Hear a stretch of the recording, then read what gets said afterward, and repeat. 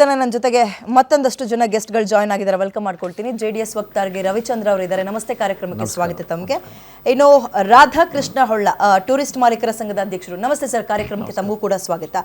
ಮೊದಲನೇದಾಗಿ ನೀವು ಕೇಳಿದಂತಹ ಅಥವಾ ನೀವು ಅಂದ್ಕೊಂಡಂತಹ ನಿರೀಕ್ಷೆಗಳು ಈ ಬಜೆಟ್ನಲ್ಲಿ ಎಷ್ಟು ಪಾಸ್ ಆಗಿದೆ ಸರ್? ಸಾಧಾರಣ 50% ಏನು ಇವತ್ತು ಗ್ರಾಮೀಣ ಭಾಗದ ಪ್ರಾದೇಶಿಕ ಪ್ರವಾಸೋದ್ಯಮ ಅಭಿವೃದ್ಧಿ ಆಗಬೇಕಂದ್ರೆ ಇವತ್ತಿನ ಹೊಸ ವಿದ್ಯಾಭ್ಯಾಸಗಳನ್ನು ಮುಗಿಸ್ಬಿಟ್ಟು ಬರುವಂಥ ಯುವಕರು ಬರಬೇಕಾಗತ್ತೆ. ಇದಕ್ಕಾಗಿಯೇ ನಮಗೆ 10,000 ಹೊಸ ಒಂದು ಪ್ರಾಕ್ಟೀಸ್ ಮಾಡುವಂಥದ್ದು ಪ್ರವಾಸೋದ್ಯಮದ ಬಗ್ಗೆ, ಹಾಸ್ಪಿಟಾಲಿಟಿ ಇಂಡಸ್ಟ್ರಿ ಬಗ್ಗೆ ಹೆಚ್ಚಿನ ಒಂದು ಮಾಸ್ಟರ್ ಡಿಗ್ರಿ ತಗೊಳ್ಳುವಂಥ ಒಂದು ಅವಕಾಶ ಇದೆ. ಇದರಿಂದ ಆಗ್ಬಿಟ್ಟು ನಮ್ಮ ಇದೇನೆಂದರೆ ಪ್ರಾದೇಶಿಕವಾಗಿ ಹೆಚ್ಚಿನ ಉದ್ಯೋಗ ಒಂದು ಸೃಷ್ಟಿಯಾಗುವಂಥ ಅವಕಾಶ ಇದೆ ಅಂತ ನಾನು ಹೇಳ್ತೀನಿ. ಓಕೆ, ಸೊ ಈ ಬಜೆಟ್ ನಿಮಗೆ ತೃಪ್ತಿದಾಯಕವಾ? ನೋಡಿ, ಯಾವತ್ತೇ ಆಗಲಿ ಪ್ರವಾಸೋದ್ಯಮಕ್ಕೆ ಅಂತಾಗಿ ಸಪ್ರೇಟಾಗಿ ಆಯವ್ಯಯದಲ್ಲಿ ಮಂಡನೆ ಮಾಡೋದಿಲ್ಲ. ಈ ಸರ್ತಿ ಹೆಚ್ಚಿನ ಅಂಶವನ್ನು ಪ್ರವಾಸೋದ್ಯಮಕ್ಕೆ ಕೊಟ್ಟಿದೆ ಅಂತ ನಾನು ಹೇಳ್ಬೋದು. ಯಾಕಂದರೆ ಫೈನಾನ್ಸ್ ಮಿನಿಸ್ಟರ್ ಅವರು ಉಟ್ಕೊಂಡು ಬಂದಿರುವ ಸೀರೆ ಕೂಡ ಇವತ್ತು ಗ್ರಾಮೀಣ ಭಾಗದ ಕೈಮಗ್ಗದ ಸೀರೆಯನ್ನು ಉಟ್ಕೊಂಡು ಬಂದಿದ್ದಾರೆ. ಇದು ಕೂಡ ಪ್ರವಾಸೋದ್ಯಮದ ಒಂದು ಭಾಗ. ಇವತ್ತು ಗುಡಿಗೈಗಾರಿಕೆ ನಮ್ಮ ಉದ್ಯಮಕ್ಕೆ ಸೇರಿಕೊಂಡು ನಡೆಯುವಂಥದ್ದು. ಪ್ರವಾಸೋದ್ಯಮ ಸಕ್ಸಸ್ ಆದರೆ ಮಾತ್ರ ಗುಡಿಗೈಗಾರಿಕೆ ಸಕ್ಸಸ್ ಆಗುತ್ತೆ. ಆದ ಕಾರಣ ಅವರು ಇವತ್ತಿನ ಒಂದು ಕೊಟ್ಟಿರುವಂಥ ಅವಕಾಶಗಳು 15 ಹೆರಿಟೇಜ್ ಸೈಟ್ಗಳ ಡೆವಲಪ್ಮೆಂಟ್ಗೆ ಕೊಟ್ಟಿದ್ದಾರೆ. ಕಳೆದ ಬಾರಿ 50 ಜಾಗಗಳನ್ನು ಕೊಟ್ಟಿದ್ದಾರೆ.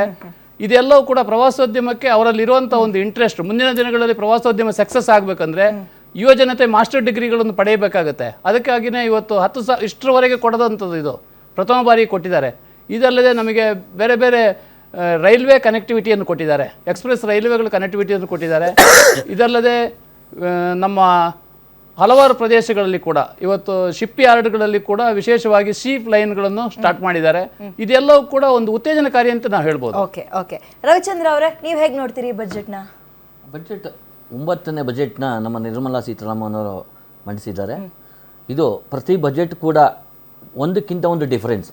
ಕಳೆದ ಬಾರಿ ಅವರು ಈಗ ಇನ್ಕಮ್ ಟ್ಯಾಕ್ಸ್ಗೆ ಸುಮಾರು 2014ರಿಂದ 2020 ಅಂತ ಹೇಳ್ಕೊಳ್ಳೋಂಥ ಬದಲಾವಣೆನೇ ಇರಲಿ. 2014ವರೆಗೂ ಬರೀ 2 lakhs ಲಿಮಿಟ್ ಕೊಡ್ತಾಯಿದ್ರು. ಏಕ್ದಮ್ 6 times 2025ರಲ್ಲಿ 25-26ರಲ್ಲಿ 12 ಲಕ್ಷಕ್ಕೆ ಏರಿಸಿದ್ರು. So it is a big ಇದು. ಕೆಲವರು ಹೇಳ್ತಾರೆ ಈ ಬಾರಿ ಯಾಕೆ ಏರಿಕೆ ಮಾಡಿಲ್ಲ ಅಂದರೆ, ಎಲ್ಲನೂ ಏರಿಕೆ ಮಾಡ್ಕೊಂಡು ಎಕ್ಸಾಮ್ಷನ್ನ ನಾವು ಜಾಸ್ತಿ ಕೊಡ್ತಾ ಹೋಗ್ತಾ ಹೋದರೆ ನಮಗೆ ಈ ದೇಶಕ್ಕೆ ರೆವಿನ್ಯೂ ಎಲ್ಲಿಂದ ಬರುತ್ತೆ? ಈಗ 2014ನಲ್ಲಿ 2 lakhs ಲಿಮಿಟ್ ಇದನ್ನು ನಾವು ಈಗ 25-26ಗೆ 6 times ಇನ್ಕ್ರೀಸ್ ಮಾಡಿದ್ದೀವಿ ಅಂದರೆ ಇದು ಬಿಗ್ ಇದು. ಸೊ ಆ ಕಾರಣಕ್ಕೆ ಕೇಳಬೇಕು ಅಂದರೆ ಅದನ್ನು ಯಾರು ಸಾಮಾನ್ಯವಾಗಿ 5 ಲಕ್ಷದಿಂದ 7 ಲಕ್ಷಕ್ಕೆ ರೈಸ್ ಮಾಡಿ 7ರಿಂದ 8ಕ್ಕೆ ರೈಸ್ ಮಾಡೋದು ನೋಡಿದ್ವಿ. ಪ್ರತಿ ವರ್ಷ ನಾವು ಯೂನಿಯನ್ ಗೌರ್ಮೆಂಟ್ ಇದ್ದಾಗ ನಾವು ಹಳೆ ಗೌರ್ಮೆಂಟಲ್ಲಿ UPSCಲಿ ನೀವು 50,000, 40,000, 60,000 ಮಾತ್ರ ಇನ್ಕ್ರೀಸ್ ಮಾಡ್ತಿದ್ರು. ಇವರು 6 times ಮಾಡಿದ್ದಾರೆ. It is A great achievement. ಈ ಸಲ ನಿರೀಕ್ಷೆ ಮಾಡಲೂಬಾರ್ದು ನನ್ನ ವೈಯಕ್ತಿಕ ಅನಿಸಿಕೆ. ಈಗ ನೀವು ನಿರೀಕ್ಷೆ ಮಾಡೋಕೆ ರೆವಿನ್ಯೂ ಬಂದೇ ತಾನೇ ಕೊಡ್ತೀರಿ.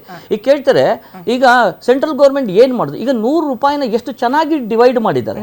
100 rupees ಹೇಗೆ ಬಂತು ಅದನ್ನ ಡಿವಿಷನ್ ತುಂಬಾ ಚೆನ್ನಾಗಿ ರೆವೆನ್ಯೂ ಸಾಲಕ್ಕೆ ತುಂಬಾ ಹೋಗುತ್ತೆ. 24% ಆದ್ರೂ ಕೂಡ ಅಲ್ಲ 24% ಬರ್ತಾರೆ ವಿಕಸಿತ ಭಾರತಕ್ಕೆ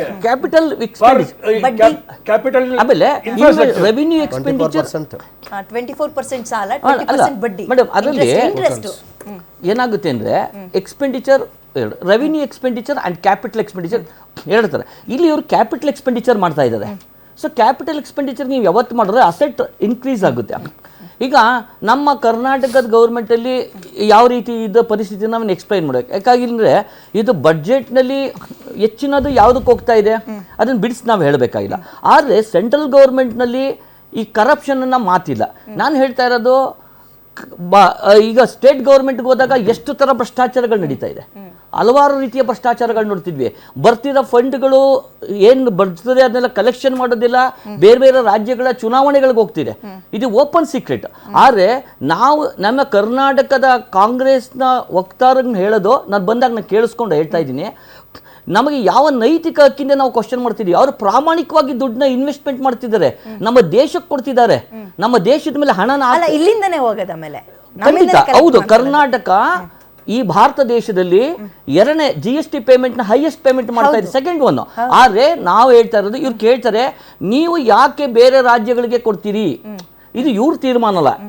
ಎಕಾನಮಿಕ್ ಪ್ಲಾನ್ನಲ್ಲಿ ಏನಿದೆಯೋ, ಯಾವ ರಾಜ್ಯಗಳು ಹಿಂದುಳಿದಿದೆಯೋ ಹೆಚ್ಚಿನ ಅನುದಾನ ಹೆಚ್ಚು ಎಲ್ಲಿ ಬರ್ತೋ ಅದನ್ನು ಸಮವಾಗಿ ಹಂಚಬೇಕು. ಪ್ರತಿಯೊಂದು ನಮ್ಮ ದೇಶದ ಎಲ್ಲ ರಾಜ್ಯಗಳು ನಮ್ಮ ಭಾರತ ದೇಶಕ್ಕೆ ಸೇರಿದ್ರಿಂದ ಎಲ್ಲಿ ಹಿಂದುಳಿದಿದೆಯೋ ಆ ರಾಜ್ಯಗಳಿಗೂ ನಾವು ಕೊಡಬೇಕು ಅನ್ನೋದಿದೆ. ಹಿಂದುಳಿದಿರೋ ರಾಜ್ಯಗಳನ್ನ ಅಂತ ಕನ್ಸಿಡರ್ ಮಾಡೋದು ಒಂದು, ಪಕ್ಕದ ತೆಲಂಗಾಣನೆಲ್ಲ ಇನ್ನೂ ಎಷ್ಟು ಹಿಂದುಳಿದಿರೋದು ಅಂತ ಕನ್ಸಿಡರ್ ಮಾಡ್ತೀರಿ ಸರ್? ತೀರಾ ಹಿಂದುಳಿದಿರೋದು ಅಂತ ಡೆಫಿನೆಟ್ಲಿ ಎಸ್, ನೀವು ಹೇಳ್ದಂಗೆ ಸಮಾನತೆ ಈಗ ನಾವು ಕರ್ನಾಟಕದ ವಿಷಯಕ್ಕೆ ಬರಕ್ ಹೋದ್ರೆ ತೆಲಂಗಾಣನು ಹಿಂದುಳಿದಿದೆ ಅಂತ ಖಂಡಿತ ಕನ್ಸಿಡರ್ ಮಾಡ್ತೀವಿ. ಕರ್ನಾಟಕಕ್ಕೆ ಬರಕ್ ಹೋದ್ರೆ ಇವತ್ತು ಗುಲ್ಬರ್ಗ, ಬಿಜಾಪುರ ಇವೆಲ್ಲ ಬಹಳ ಈಗ ನಾವೇನ್ ಮಾಡ್ತೀವಿ, ಸ್ಪೆಷಲ್ ಪ್ರಾವಿಷನ್ನೇ ಕೊಟ್ಟಿದ್ವಿ ಅಲ್ಲಿಗೆ. ಯಾಕೆಂದ್ರೆ ನಾವು ಬೆಂಗಳೂರಿನಲ್ಲಿ ಜಾಸ್ತಿ ಇನ್ಕಮ್ ಬರುತ್ತೆ, ಮೈಸೂರಿನಲ್ಲಿ ಬರುತ್ತೆ, ಅಂತ ಹಣವನ್ನ ನಾವೇನ್ ಮಾಡ್ತೀವಿ ಬೇರೆ ಜಿಲ್ಲೆಗಳಿಗೂ ಕೊಡೋದ್ರಿಂದ ನಮ್ಮ ಭಾರತದಲ್ಲಿ ಎಲ್ಲ ರಾಜ್ಯಗಳಿಂದ ಬರೋ ಹಣನ ಸಮಾನವಾಗಿ ನಾವು ಹಂಚಬೇಕಾಗಿದ್ದರಿಂದ ಇದು ಒಂದು ಬ್ಯೂಟಿಫುಲ್ ಬಡ್ಜೆಟ್. ಇದ್ರ ಬಗ್ಗೆ ಯಾರು ಕ್ವಶನ್ ಮಾಡೋ ಅಂಥದ್ದಿಲ್ಲ. ಯಾಕೆಂದ್ರೆ ನಾವು ಮೇಯ್ನ್ ಆಗಿ ಹೇಳ್ಬೇಕಂದ್ರೆ ಕರಪ್ಷನ್ ನೋಡ್ಬೇಕು. ನೀವು ಹೇಳಿದಾಗ ನಾನು ಓದ್ಕೊಳ್ತಿದ್ದೆ ಅದನ್ನ, 10% ಬಿಹಾರಕ್ಕೆ ಹೋಗುತ್ತೆ, ತೀರಾ ಹಿಂದುಳಿದಿದೆ, ಫೈನ್. ತೆಲಂಗಾಣ ನಮ್ಗಿಂತಲೂ ಜಾಸ್ತಿ ತೆಲಂಗಾಣಕ್ಕೂ ಹೋಗುತ್ತೆ, ಅಂದ್ರೆ ಸಾರಿ ಆಂಧ್ರಕ್ಕೆ. ಅದೆಲ್ಲ ಸಮಾನತೆ ಹುಡುಕ್ತಿರಿ, ಅಲ್ಲೂ ಅಸಮಾನತೆ ಅನ್ನೋದು ನೋಡಿ. ಆಂಧ್ರ, ಒರಿಸ್ಸಾ, ಕೇರಳ, ತಮಿಳುನಾಡು ಅಲ್ಲಿ ಇವಿ ಎಲೆಕ್ಟ್ರಿಕ್ ವೆಹಿಕಲ್ ಒತ್ತು ಕೊಡಕ್ಕೆ, ಆ ರಾ ಮೆಟೀರಿಯಲ್ ತಯಾರು ಮಾಡಕ್ಕೆ ಆ ಕಾರಿಡಾರ್ ಮಾಡಿದ್ದಾರೆ. ಸಿ ಇವಾಗ ನಮ್ಮಲ್ಲೇ ಉತ್ಪತ್ತಿ ಮಾಡಿದ್ರೆ ನಮ್ಮ ಲಿಥಿಯಂ ಬ್ಯಾಟ್ರೀಸ್ ಅದಕ್ಕೇನ್ ಸಾಮಗ್ರಿ ಬೇಕು, ನಮಗೆ ಉಳಿಯುತ್ತಲ್ಲ, ಫಾರಿನ್ ಎಕ್ಸ್ಚೇಂಜ್ ಉಳಿಯುತ್ತೆ. ಸೊ ಯಾವ ಮಾಡ್ತಾ ಇದ್ರು ಎಲ್ಲೆಲ್ಲಿ ಏನೋ. ಇವಾಗ ನೋಡಿ ನಮ್ಮ ಕೋಸ್ಟಲ್ ರೀಜನ್ ಕೊಡ್ಲಿಲ್ವಾ ಕೊಕೊನಟ್, ಕ್ಯಾಶು ಎಲ್ಲ. ಹಾಗೆ ಇವಾಗ ನಾನು ಈ ನಮ್ಮ ಸ್ನೇಹಿತರು ಹೇಳ್ತಿದ್ರು, ಇನ್ಕಮ್ ಟ್ಯಾಕ್ಸು ಮತ್ತೆ TDS ಯೂಸರ್ ಫ್ರೆಂಡ್ಲಿ ಆಗಬೇಕು, ಅದು ಈ ಸತಿ ತಂದಿದ್ದಾರೆ. ಅಲ್ಲಿ ಜೈಲ್ ಕಾರ್ವಾಸ ಇತ್ತು, ಅದು ತೆಗೆದ್ರು. ಹೈಕೋರ್ಟ್ಗೆ ಡಿಸ್ಕ್ರಿಷನ್ ಬಿಟ್ರು, ನೀವು ಪೆನಾಲ್ಟಿ ಕೊಟ್ಟು ಅವ್ರನ್ನ ಜೈಲ್ ಕಾರ್ವಾಸ ಮಾಫ್ ಮಾಡಬಹುದು ಅಂತ. ಅವರು ಮನೆ ಡಿಪಾರ್ಟ್ಮೆಂಟ್ ಕೊಡಲಿಲ್ಲ, ಹೈಕೋರ್ಟ್ ಕ್ಯಾನ್ ಡಿಸೈಡ್. ಜೊತೆಯಲ್ಲಿ ನಾನು ಏನು ಹೇಳ್ತಾ ಇದ್ದೀನಿ ಅಂದ್ರೆ, ಟೈಮ್ ಲಿಮಿಟ್ ಜಾಸ್ತಿ ಮಾಡಿದ್ದಾರೆ, very user friendly income tax filing ಮಾಡಿದ್ದಾರೆ. ಒಂದ್ ನಿಮಿಷ ಮುಗಿಸ್ಬಿಡ್ತೀನಿ, ಆಮೇಲೆ ಮಾತಾಡಲಿ.